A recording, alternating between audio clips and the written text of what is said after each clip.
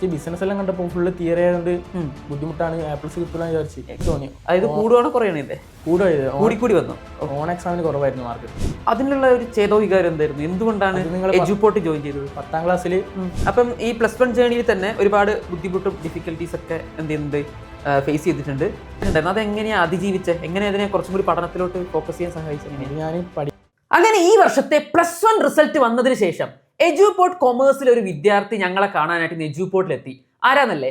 ഞങ്ങൾക്ക് തലശ്ശേരിയിൽ നിന്നും വന്നിട്ടുള്ള ഷാഹിദാണ് എത്തിയിട്ടുള്ളത്. ഷാഹിദ് +1 ഞങ്ങളുടെ സൂപ്പർ ബെസ്റ്റ് സ്റ്റുഡന്റ് ആയിരുന്നു. ഇപ്പൊ +2 ഞങ്ങളുടെ സ്റ്റുഡന്റ് ആണ്. അപ്പൊ ഈ സന്തോഷം അറിയിക്കാൻ വേണ്ടി തലശ്ശേരിയിൽ നിന്ന് ഇവിടം വരെ എത്തിയ ഷാഹിദിനോട് തന്നെ നമുക്ക് വിവരങ്ങൾ ചോദിച്ചറിഞ്ഞാലോ.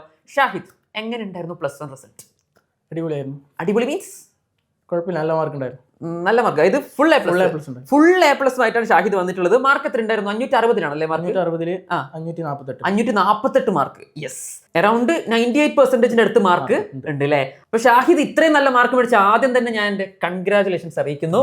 ഓക്കെ, അപ്പം ഇനിയും ഇതുപോലത്തെ വലിയ റിസൾട്ട് ഉണ്ടാക്കണം. അപ്പൊ ഇപ്പൊ നമുക്ക് നമ്മുടെ വ്യൂവേഴ്സിന് വേണ്ടിയിട്ട് നമുക്ക് ഷാഹിദിന് ചിലപ്പോൾ ഒരുപാട് കാര്യങ്ങൾ പറഞ്ഞു കൊടുക്കാനുണ്ടാവും. അപ്പൊ നമുക്ക് അതിലോട്ട് കിടക്കാം. ആദ്യമായിട്ട് +1 റിസൾട്ട് ഒക്കെ ഇങ്ങനെ ചെക്ക് ചെയ്യല്ലോ, ടെസ്റ്റ് ചെയ്യല്ലോ. ചെക്ക് ചെയ്തപ്പോൾ ആദ്യമായിട്ട് റിസൾട്ട് ഇങ്ങനെ മുമ്പിലോട്ട് വരികയാണ്. ഗ്രേഡ് ഒന്നും കണ്ടിട്ടുണ്ടാവില്ല അല്ലേ? കാരണം അത് +2 വരുള്ളൂ. അപ്പൊ ഈ മാർക്ക് ഇത്രയുണ്ട്. അക്കൗണ്ടൻസിക്ക് ഫുൾ മാർക്കാണ്, എക്കണോമിക്സിന് ഫുൾ മാർക്കാണ്, ലാംഗ്വേജിന് ഫുൾ മാർക്കാണ്. അപ്പൊ ബാക്കി വിഷയങ്ങളിലാണ് ഈ 3 വിഷയങ്ങളിലാണ് 12 മാർക്ക് പോയിരിക്കുന്നത് അല്ലേ? ഈ റിസൾട്ട് ആദ്യം കണ്ടപ്പോൾ ഷാഹിദിന്റെ മൈൻഡിലോട്ട് വന്ന ആ തോട്ട് എന്തായിരുന്നു ഫസ്റ്റ്? അക്കൗണ്ടൻസിലും ഫുൾ മാർക്ക് ഉണ്ടാവും ഓൾറെഡി പ്രതീക്ഷിച്ചിരുന്നു, കോൺഫിഡന്റ് ആയിരുന്നു. അക്കൗണ്ടൻസിൽ കോൺഫിഡൻസ് ആയിരുന്നു. ഓക്കെ, എക്കണോമിക്സിൽ അത്ര കോൺഫിഡൻസ് അല്ലായിരുന്നു. പക്ഷെ ഫുൾ മാർക്ക് ഉണ്ട്. അത് ലാസ്റ്റത്തെ ഒരു എസ്എ ക്വസ്റ്റ്യൻ എല്ലാം ചെറിയായിട്ടുള്ള പക്ഷെ ഫുൾ മാർക്ക് കിട്ടി. ഫുൾ മാർക്ക് ഉണ്ട്. ഓക്കെ, പിന്നെ ബിസിനസ് ഫുള്ള് തിയറി ആയതുകൊണ്ട് കുറച്ച് പ്രതീക്ഷ ഉണ്ടായിരുന്നില്ല. A+ ആവുന്നു പ്രതീക്ഷ കിട്ടി. A+ കിട്ടി. ഓക്കെ, അപ്പം ആദ്യമായിട്ട് മൈൻഡിൽ വന്ന ഒരു തോട്ട് എന്തായിരുന്നു? ഒരു ഭയങ്കര സന്തോഷമാണോ അതോ ഈ 12 മാർക്ക് പോയതിന്റെ വിഷമം? സന്തോഷമാണ്. ഓക്കെ, പ്രതീക്ഷയിലും കൂടുതൽ മാർക്കാണ് കിട്ടിയത് അല്ലേ? ഓക്കെ, അപ്പൊ ഇത്രയും മാർക്ക് കിട്ടിയത് കൊണ്ട് ചോദിക്കുകയാണ് ഒരു കാര്യം. +1 ആ മുഴുവൻ ജേണിയും ഒരൊറ്റ വാക്കി പറയാൻ പറഞ്ഞ എങ്ങനെയായിരിക്കും? +1 ആ യാത്ര എങ്ങനെയുണ്ടായിരുന്നു? അതായത് മുഴുവൻ ഒരൊറ്റ സ്റ്റുഡന്റ് ജേണി ഒറ്റ വാക്കിൽ പറഞ്ഞാൽ എങ്ങനെയുണ്ട്? ബുദ്ധിമുട്ടാണ്. +1 മൊത്തത്തിലൊരു അതായത് SLC കഴിഞ്ഞ് ആദ്യമായിട്ട് കൊമേഴ്സ് എന്നൊരു സ്ഥലത്തേക്ക് വരികയാണ്. കാണുന്നതൊക്കെ മുഴുവൻ പുതിയ സബ്ജക്റ്റുകൾ, ഇന്ന് വരെ കാണാത്ത പുതിയ അവതാരങ്ങളാണ് മുമ്പിൽ നിൽക്കുന്നത്. അപ്പോൾ ഉള്ള ആ ഒരു ജേണി എങ്ങനെയായിരുന്നു? ഇപ്പൊ നല്ല മാർക്ക് എത്തി നിൽക്കുന്നുണ്ട്. അപ്പൊ അത് എങ്ങനെയായിരുന്നു ആ ഒരു യാത്ര? ബുദ്ധിമുട്ടാണ് തോന്നി ഫസ്റ്റ് തുടക്കത്തിൽ. അപ്പൊ ഇപ്പം +1 കുട്ടികൾ കേൾക്കേണ്ട ഒരു കാര്യമാണ് ഇദ്ദേഹം പറയുന്നത്. അതായത് തുടക്കത്തിൽ ബുദ്ധിമുട്ടാന്ന് തോന്നി, പക്ഷെ ഇപ്പം 548 മാർക്ക് മേടിച്ചിട്ടാണ് നമ്മുടെ മുമ്പിൽ ഇരിക്കുന്നത്. ആ ഒരു യാത്ര എങ്ങനെയായിരുന്നു? ബിസിനസ് എല്ലാം കണ്ടപ്പോൾ ഫുള്ള് തിയറി ആയതുകൊണ്ട് ബുദ്ധിമുട്ടാണ്, A+ കിട്ടില്ല വിചാരിച്ചു. ഓക്കെ, പക്ഷെ അത് പഠിച്ചാൽ കിട്ടും, പഠിച്ചാൽ എളുപ്പത്തിൽ കിട്ടും. ഓക്കെ, അക്കൗണ്ടൻസി ഒക്കെ തുടക്കത്തിൽ എങ്ങനെയായിരുന്നു? ഒരു തുടക്കത്തിലല്ലോ ഈ സിമ്പിൾ ആയിരുന്നു, പക്ഷെ ലാസ്റ്റത്തെ ബാലൻസ് ഷീറ്റ് എല്ലാം വരുമ്പോ കുറച്ച് ബുദ്ധിമുട്ടാണ്. പക്ഷെ കിട്ടും, പഠിച്ചാൽ കിട്ടും. ഓക്കെ, എക്കണോമിക്സ് ആദ്യം തുടക്കത്തിൽ കുറച്ച് ബുദ്ധിമുട്ടാണ്. അപ്പൊ അതെങ്ങനെയായിരുന്നു അതിന്റെ ഒരു ജേണി പറയാമോ? അതായത് എങ്ങനെയായിരുന്നു on exam, Christmas exam, model exam, അതിനുശേഷം ഫൈനൽ, ഇതൊക്കെ എല്ലാം അറ്റൻഡ് ചെയ്തിരുന്നോ? എല്ലാം എഴുതി. അപ്പൊ അതില് ഒരു ഡിഫറൻസ് തോന്നിയിരുന്നു? ആദ്യം ഓൺ എക്സാമിന് ഇത്ര മാർക്ക്, പിന്നെ ക്രിസ്മസ് എക്സാമിന് ഡിഫറൻസ് തോന്നി. അതായത് കൂടുവാണോ കുറയണേ? ഇതേ കൂടി വന്നു. ഓൺ എക്സാമിന് കുറവായിരുന്നു മാർക്ക്. ഓൺ എക്സാമിന് കുറഞ്ഞു പോയി. ഇതെത്തിയപ്പോ ക്രിസ്മസ് എക്സാം എത്തിയപ്പോ കുറച്ച് മാർക്ക് ഉണ്ടായിരുന്നു. ഫൈനലിൽ എത്തിയപ്പോ കുറച്ചുകൂടി മാർക്ക് കിട്ടി. ഓക്കെ, ഞാൻ ഒറ്റ കാര്യം ചോദിച്ചോട്ടെ, എജുപോർട്ടിൽ ആദ്യമായി ജോയിൻ ചെയ്യുന്നപ്പോഴാണ് +1 സ്റ്റാർട്ട് ചെയ്യുമ്പോൾ തന്നെ ജോയിൻ ചെയ്തു. അതിനുള്ള ഒരു ചേതോ വികാരം എന്തായിരുന്നു? എന്തുകൊണ്ടാണ് എജുപോർട്ട് ജോയിൻ ചെയ്തത്? 10ാം ക്ലാസ്സിൽ ലാസ്റ്റ് സമയത്ത് നോട്ട്സ് 99 റുപ്പീസിന് പർച്ചേസ് ചെയ്തു. ആപ്പ് പർച്ചേസ് ചെയ്തു. ഓക്കെ, അപ്പൊ അതിലുള്ള നോട്ട്സും ഇതെല്ലാം കണ്ടപ്പോ +1 അതിൽ ജോയിൻ ചെയ്തു. എന്തുകൊണ്ട്? ഒരു ഓഫ്ലൈൻ സ്ഥാപനങ്ങൾക്ക് വീടിനടുത്തുണ്ടാവില്ലേ ട്യൂഷൻ കൊടുക്കുന്നത്? അവിടെ സെലക്ട് ചെയ്യാതെ എജുപോർട്ട് സെലക്ട് ചെയ്യാൻ കാരണം? നിങ്ങളെ ക്ലാസ് അടിപൊളിയാണ്, അതുകൊണ്ട് എജുപോർട്ട് സെലക്ട് ചെയ്തു. എന്നിട്ട് അപ്പൊ എജുപോർട്ടിന് മുമ്പ് SLC ഒക്കെ പഠിക്കുന്ന സമയത്തും എജുപോർട്ടിൽ ജോയിൻ ചെയ്തതിന് ശേഷവും ഒരു ഡിഫറൻസ് എന്തെങ്കിലും തോന്നുന്നുണ്ടോ? അത് കുറച്ച് പെട്ടെന്ന് മനസ്സിലാവുന്ന പോലെ തോന്നുന്നുണ്ട്. ക്ലാസ് ഒക്കെ എജുപോർട്ടിന്റെ ആപ്പിൽ ആദ്യം ക്ലാസ് കണ്ട ശേഷം അത് സ്കൂളിൽ നിന്ന് എടുക്കുമ്പോൾ കുറച്ച് ക്യാച്ച് ചെയ്യാൻ പറ്റുന്നുണ്ട്. അപ്പൊ ഫസ്റ്റ് തന്നെ എജുപോർട്ടിൽ കണ്ട് പഠിക്കാൻ പറ്റുന്നുണ്ട്. ഓക്കെ, എളുപ്പത്തിൽ. അപ്പൊ ഇനി കുറച്ച് കരിയർ റിലേറ്റഡ് ക്വസ്റ്റ്യൻ ചോദിക്കട്ടെ. Why commerce? എനിക്ക് മാത്സിനോട് ഭയങ്കര താല്പര്യമാണ്. പിന്നെ കൊമേഴ്സ് ഫീൽഡിലേക്കാണ്. മാത്സിനോട് താല്പര്യമുള്ളതുകൊണ്ട് കൊമേഴ്സ് എടുത്തോ? മാത്സിനോട് ഭയങ്കര താല്പര്യമാണ്. പിന്നെ കൊമേഴ്സ് ഫീൽഡിലേക്ക് പോകണമെന്നാണ് ആഗ്രഹം. കൊമേഴ്സ് പ്രൊഫഷണൽ കോഴ്സിൽ എടുക്കണമെന്ന് ആഗ്രഹം. പ്രൊഫഷണൽ കോഴ്സുകൾ അങ്ങനെ അല്ലേ? അപ്പം SLC കഴിഞ്ഞപ്പോഴേ കൊമേഴ്സിലെ പ്രൊഫഷണൽ കോഴ്സിനോട് എന്ത് ചെയ്തു? ഒരു പ്രത്യേക ഇഷ്ടം തോന്നുന്നുണ്ട്. ഏതാണ് ആ ഒരു പർട്ടിക്കുലർ? CA എടുക്കണം. CA, ചാർട്ടേഡ് അക്കൗണ്ടന്റ് ആണെന്നാണ് ആഗ്രഹം. ഓക്കെ. അപ്പം എന്തുകൊണ്ട് CA എടുക്കണം തീരുമാനിച്ചു? അല്ലെങ്കിൽ CAയിൽ എന്താണ് കണ്ടത് സ്പെഷ്യാലിറ്റി? ലക്ഷങ്ങൾ ഒപ്പ് അതൊന്നുമല്ല, ഒരു പേരാണല്ലോ CA എടുത്തതിൽ. ഓക്കെ, ഒരു പവറാണ്. ഓക്കെ, അപ്പം റെസ്പെക്ട് ഉണ്ടാവും സൊസൈറ്റിയിലും ആണല്ലേ? അപ്പൊ ആ ഒരു സാധനം മുന്നിൽ കണ്ടാണ് CA എന്നൊരു ഓപ്ഷൻ തിരഞ്ഞെടുക്കുന്നത്. അപ്പൊ അതിനുവേണ്ടി കൊമേഴ്സ് ആദ്യം തന്നെ ഓപ്റ്റ് ചെയ്തു. പക്ഷെ സയൻസ് എടുത്താലും CAക്ക് പോകാമായിരുന്നു. പക്ഷെ അതിനെക്കാട്ടി കുറച്ചുകൂടി ബെറ്റർ ഇതാണെന്ന് തോന്നി. അതായത് 10ലെ നമുക്കൊരു അംബീഷൻ ഉണ്ടെങ്കിൽ, 10ലെ നമുക്കൊരു ഗോള് നമ്മുടെ ഫിക്സഡ് ആണെങ്കിൽ പിന്നെ നമ്മൾ എന്ത് ചെയ്യേണ്ട ആവശ്യമില്ല, മൾട്ടിപ്പിൾ ഓപ്ഷൻസിലേക്ക് പോകണ്ടെന്നുള്ളതാണ് നല്ലത്. അപ്പൊ അങ്ങനെ CA ലക്ഷ്യം വെച്ച് കൊമേഴ്സ് എടുത്തു. അപ്പൊ കൊമേഴ്സിലോട്ട് ഇറങ്ങി ചെന്നപ്പം സ്റ്റിൽ അതിൽ ഉറച്ചു നിൽക്കുന്നുണ്ടോ? ഉറച്ചു നിൽക്കുന്നുണ്ട്. കാരണം എളുപ്പമാണ്. ഓക്കെ. അപ്പം ഈ +1 ജേണിയിൽ തന്നെ ഒരുപാട് ബുദ്ധിമുട്ടും ഡിഫിക്കൽട്ടീസ് ഒക്കെ എന്ത് ചെയ്യുന്നുണ്ട്, ഫേസ് ചെയ്തിട്ടുണ്ട്. അപ്പോഴും ഈ ഒരു ആത്മവിശ്വാസം ഉണ്ടായിരുന്നു, അതായത് എനിക്ക് CA തന്നെ എത്താൻ പറ്റും, അല്ലെങ്കിൽ ഈ റിസൾട്ട് ഇപ്പൊ ജനറേറ്റ് ചെയ്ത റിസൾട്ട് ഇല്ലേ, ആ റിസൾട്ട് നല്ല അടിപൊളി റിസൾട്ടാണ്, ആ റിസൾട്ട് ഉണ്ടാക്കാൻ പറ്റുന്നുള്ള ആത്മവിശ്വാസം ഉണ്ടായിരുന്നു. ആദ്യം ബുദ്ധിമുട്ടാൻ തോന്നിയപ്പോഴും ആ കോൺഫിഡൻസ് ഉണ്ടായിരുന്നു. തുടക്കത്തിൽ കുറച്ച് കുറവാണെങ്കിലും പകുതി എത്തിയപ്പോൾ കോൺഫിഡൻസ് കൂടി. കാരണം നിങ്ങളെ ക്ലാസ് എല്ലാം അടിപൊളിയാണ്, എജുപോർട്ടിൽ ഉണ്ടായിരുന്നു, എളുപ്പത്തിലായിരുന്നു. അപ്പൊ അതിനൊരു തെളിവ് തന്നെയാണ് സൽസബീൻ സാറിന് അയച്ച മെസ്സേജ്. സൽസബീൻ സാറിന് മെസ്സേജ് അയക്കുമ്പോൾ അത്രയും കോൺഫിഡന്റ് ആയിരുന്നു, കാരണം ഫുൾ A+ നേടും എന്നാണ് അതിൽ പറഞ്ഞിട്ടുള്ളത്. ശേഷം റിസൾട്ട് വന്നതിന് ശേഷം സാറിന് മെസ്സേജ് അയച്ചു. യെസ്, അപ്പം ആ ഒരു കോൺഫിഡൻസ് വളരെ എന്താ പറയാ, അഭിനന്ദനാർഹമാണ്. കുറെ കുട്ടികൾക്ക് വേണ്ടതും അതാണ്. ഓക്കെ, ചില കുട്ടികളൊക്കെ അയ്യോ കൊമേഴ്സ് എടുത്ത് പെട്ടുപോയല്ലോ, സംഭവം എളുപ്പമാണെന്ന് അവർ മനസ്സിലാക്കിയാൽ എന്ത് ചെയ്യില്ല, കുറച്ച് കഴിഞ്ഞാൽ അവർക്ക് ഭയങ്കര ടെൻഷനാണ്.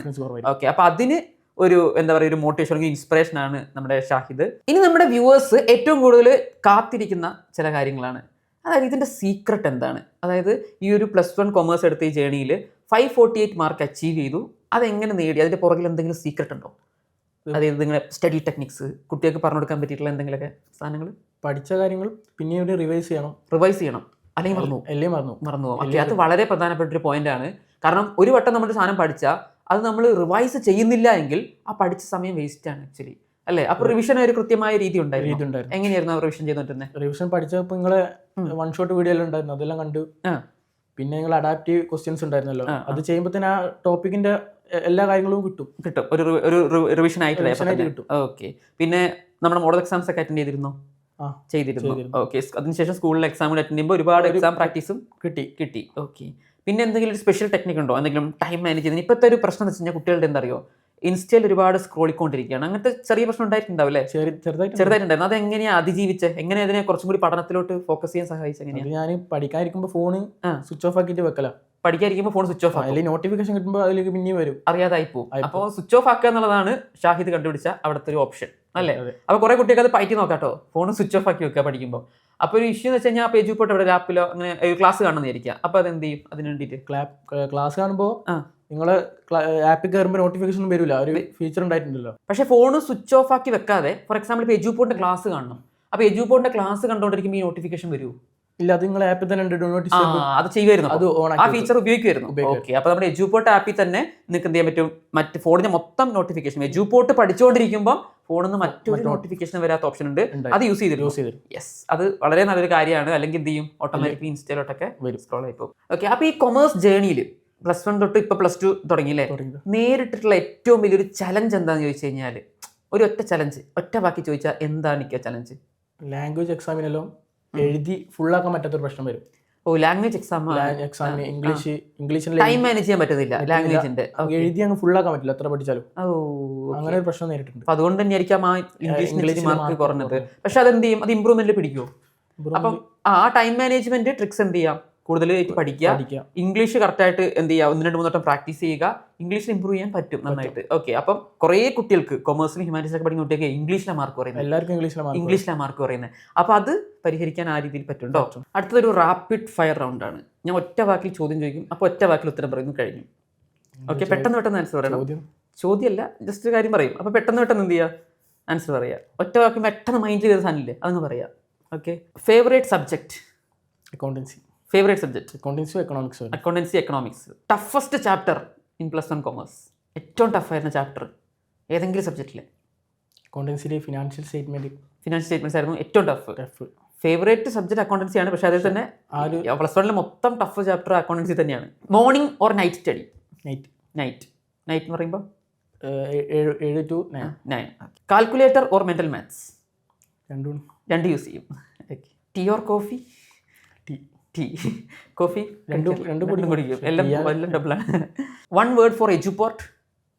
Best. Books or hand written notes? രണ്ട് യൂസ് ചെയ്യും. തിയറി ബിസിനസ്സിനെല്ലാം ബുക്സ്.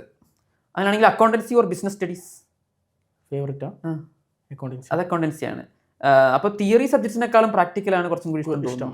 പ്ലസ് ടു റിസൾട്ട് വരുമ്പോൾ ആ ഫൈനൽ സ്കോർ എത്രയായിരിക്കും? അത് ഫുൾ A+ തന്നെ വാങ്ങണമെന്നുണ്ട്. ഓക്കെ, എന്നാലും ഫൈനൽ സ്കോർ ഇപ്പോൾ പ്രഡിക്റ്റ് ചെയ്യാൻ പറ്റുമോ? പറ്റില്ല. 1200-ൽ ഒരു റേഞ്ച് പറഞ്ഞു.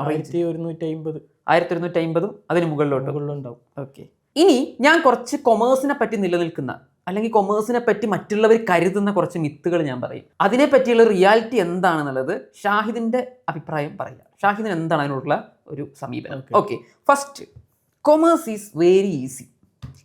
അല്ല, കൊമേഴ്സ് ഈസി അല്ല. കൊമേഴ്സ് ഈസി അല്ല, ടഫ് അല്ല, ആവറേജ് ആയിട്ടാണ്. അതെങ്ങനെയാണ് അതിനൊന്ന് പറയാൻ പറ്റുക? അതായത് കൊമേഴ്സ് അങ്ങനെ വിചാരിക്കുന്ന പോലെ എളുപ്പമല്ല. അപ്പൊ അതില് പക്ഷേ ഹാർഡും അല്ല, പിടിച്ചാൽ കിട്ടും. ദാറ്റ് മീൻസ് പഠിച്ചു കഴിഞ്ഞാൽ എളുപ്പമാണ്. അതായത് പഠിക്കുവാണെങ്കിൽ ഇത് ഭയങ്കര ഈസി സബ്ജക്റ്റ് ആയിരിക്കും. പഠിക്കുന്നില്ലെങ്കിൽ ഭയങ്കര ടഫുമാണ്. അല്ലാതെ പഠിക്കാതെ വെറുതെ നടന്നാൽ മാത്രം മാർക്ക് അടിക്കാൻ പറ്റുന്ന വിഷയമല്ല. ഓക്കെ, അടുത്തൊരു മിത്താണ് ലാസ്റ്റ് മിനിറ്റ് സ്റ്റഡി മതി കൊമേഴ്സിൽ. അതായത് കൊമേഴ്സ് മറ്റ് സ്ട്രീമുകളെ പോലെയല്ല, അവസാന നിമിഷം, അതായത് എക്സാമിന്റെ തലേ ദിവസം പഠിച്ചാൽ മാത്രം ഇത്രയും വലിയ മാർക്കുകൾ ജയിക്കാൻ പറ്റുമോ പാസ്സാൻ പറ്റുന്നതല്ല, നല്ല ഹൈ മാർക്ക് മേടിക്കാൻ പറ്റുമെന്നൊരു മിത്ത് ഉണ്ട്. അത് സത്യമല്ല. വൈ? ലാസ്റ്റ് മിനിറ്റിൽ പാസ്സാവാൻ പറ്റുമായിരിക്കും, പക്ഷേ A+ ആ ഭാഗത്തൊന്നും എത്തൂല. അതായത് അവസാന നിമിഷം പഠിച്ചാൽ, അതായത് ഒരുപാട് കോൺസെപ്റ്റ് ഉണ്ട്. അപ്പൊ പറയുന്ന പോലെ പുറത്തുള്ള വിചാരിക്കുന്നതല്ല. ഇനി അടുത്തൊരു കാര്യമാണ് യൂട്യൂബ് മാത്രം മതി, അല്ലെങ്കിൽ യൂട്യൂബിൽ കുറെ ഇതുണ്ടാവും ലൈവ് ലാസ്റ്റ് ദിവസം നടക്കുന്നത്. യൂട്യൂബ് ക്ലാസ്സുകൾ മാത്രം കണ്ട ഒരു കുട്ടിക്ക് കൊമേഴ്സിൽ എല്ലാം കിട്ടും എന്നൊരു പെർസ്പെക്റ്റീവ് പറയുന്നുണ്ട്. അതിന്റെ ഒരു അഭിപ്രായം എന്താ? കിട്ടൂല. അതിന് കാരണം എന്താ? യൂട്യൂബ് ക്ലാസ് പറയുമ്പോൾ നമ്മൾ റിവിഷൻ ആയിട്ടാണ് എടുക്കേണ്ടത്. പഠിക്കേണ്ടത് മുന്നേ പഠിച്ചു തീർത്തിട്ട് ഇത് റിവിഷൻ ആയിട്ട് എടുക്കുമ്പോൾ എല്ലാം ഏകദേശം കിട്ടും, സെറ്റ് ആവും. അതായത് ചില ആൾക്കാർ യൂട്യൂബിന് ലാസ്റ്റ് ദിവസത്തെ റിവിഷനാണ് ആദ്യമായിട്ട് കയറി വരിക. അപ്പൊ അങ്ങനെയുള്ള ആളുകളോട് പറയാനുള്ളത്, അതായത് അങ്ങനെ ചെയ്യരുത്. അങ്ങനെ ചെയ്ത് കഴിഞ്ഞാൽ ഈ ഒരു സ്കോറിൽ എത്തിക്കാൻ പറ്റില്ല. പാസ്സാവാൻ പറ്റും.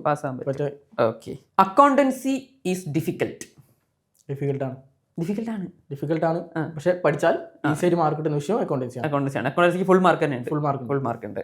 എക്കണോമിക്സ് അതേപോലെയാണ്.